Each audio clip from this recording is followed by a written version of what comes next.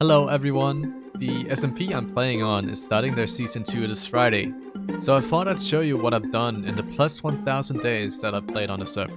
First off, I just want to thank you all for 200 subscribers, and by hitting that milestone, I want to try and go out of my comfort zone and make a series for Season 2 on this SMP.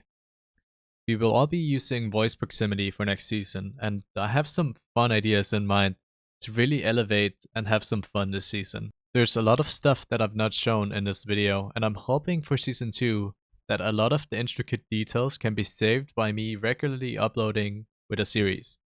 So that's my takeaway. Tell me if you have any suggestions in the comments, and just so you know, I still plan on making building content, so stay tuned for that. I hope you all have a great day, and I guess I'll leave it at that.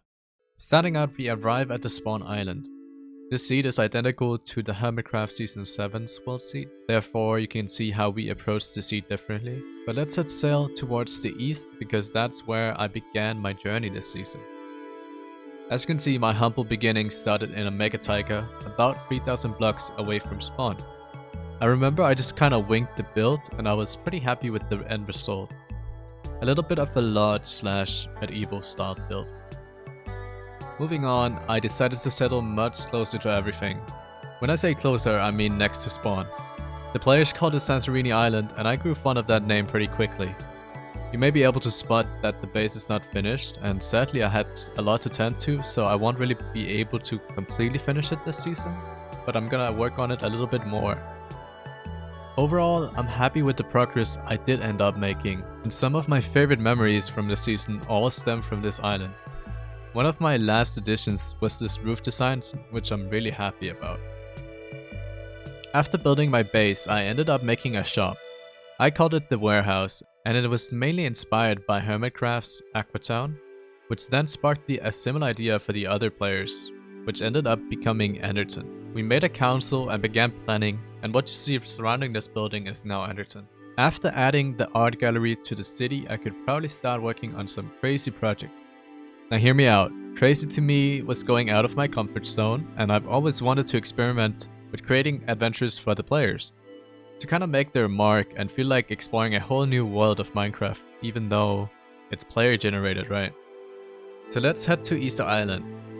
Okay, so this is not the Easter Island I pictured. Oh, okay, that's better.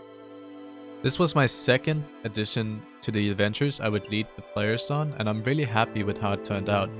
This is only really a sneak peek of the adventures, and I, for example, added a whole underground area to explore with puzzles and a lot of other exploration in other areas. Moving on to my first adventure, it was the Tale of the Golden Egg. Inspired by Jack and the Beanstalk, I led the players on a long adventure which ultimately led them to this area really far away. Figuring out the maze and then climbing the beanstalk was a really fun project for me to make, and then you have the Golden Egg itself. So much fun. But hey, let's not forget the Star Wars district.